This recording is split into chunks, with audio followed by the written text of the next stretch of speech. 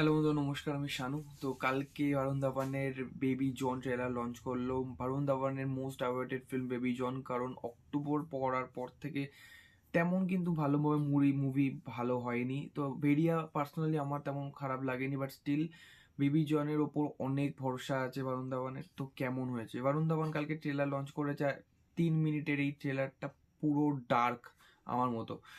অনেকটা lengthy trailer, but এই টিজারটা যেমন ছিল, টিজারে যেমন যেরকম দেখিয়েছে, যে টিজার থেকে যে একটা এক্সাইটমেন্ট লেভেলটা হাই করেছিল এই মুভিটা, তেমন কিন্তু নেই কোথাও। কারণ 3 মিনিটের এই ট্রেলারে কোথাও তেমন দেখায়নি। কিছু কিছু জিনিস ভালো হয়েছে, তো বলা যাক কি কি জিনিস ভালো হয়েছে। অ্যাকশন ফাটিয়ে, বিজিএম ফাটিয়ে, বিজিএম সাউন্ড বিশাল। এটা অ্যাটলি প্রেজেন্টে মুভি এটা, অ্যান্ড অ্যাটলি প্রেজেন্ট করেছে এই মুভিটাকে, অ্যাটলি পুরোটাকে দেখেছে। তো পুরো চারিদিকে ডার্ক আছে, সকাল থেকে রাত পর্যন্ত যেখানে দেখাচ্ছে ডার্ক মুভি। কারণ তার মানে দুটো শেডস দেখতে পাচ্ছি, একটা লম্বা চুলওয়ালা আর একটা পুলিশওয়ালা। তো পুলিশওয়ালা যেই শেডটা, সেটা ভালো লাগছে, আর যেটা লম্বা চুল সেটা দেখাচ্ছে যেটা কতটা অ্যাকশন হতে পারে। আর বিশাল অ্যাকশন করেছে, মানে এটা বরুণ ধাওয়ান বলছে এটা তার কেরিয়ারের সব থেকে এমন মুভি, এটা আলাদা জর্নারের মুভি, যেখানে বরুণ ধাওয়ান নিজের অন্য তাদের যার নিজের অ্যাডভান্টেজ জোন থেকে বেরিয়ে একটা কিছু অন্য করার কথা ভেবেছে। নো ডাউট বাদলাপুর একটা আলাদাভাবে হয়েছে, বাদলাপুর অক্টোবর একটা আলাদাভাবে হয়েছে, কিন্তু বরুণ ধাওয়ানকে চেনা যায় কোথা দিয়ে? কুলি নাম্বার 1 হিরো, তারপর ম্যাতেরা হিরো, এইসব যেরকম ভাবে একটা কমিক রোলে তাকে মানতো, কিন্তু সেখান থেকে একটা বেরিয়ে আলাদা জোনে এসছে।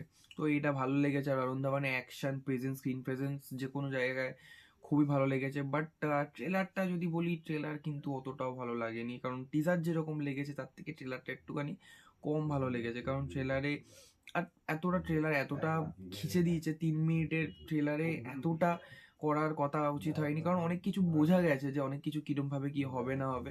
তো বরুণ ধাওয়ানের মেয়েকে নিয়ে পুরো স্টোরিটা রিভলভিং ঘুরছে। তো সেখান থেকে আমার মনে হয় না পুরোটা করার কথা ছিল। আর এই ট্রেলার শেষের পথে দেখবে আহ, আর একটা ক্যামিও আছে, যে ক্যামিও হচ্ছে সাল্লু ভাইয়ের ক্যামিও, সালমান খানের ক্যামিও আছে, যেটা রিভিল করে দিয়েছে। কারণ সবাই জেনে গেছিল যে বেবি জনে সালমান খানের টিজার, এই সালমান খানের কিছুটা পার্ট আছে। তো ওই কিছুটা পার্ট কিন্তু সব থেকে বেশি খতরনাক হবে, কারণ ওই কিছুটা পার্ট কিন্তু অ্যাটলি নিজে ডিরেক্ট করেছে।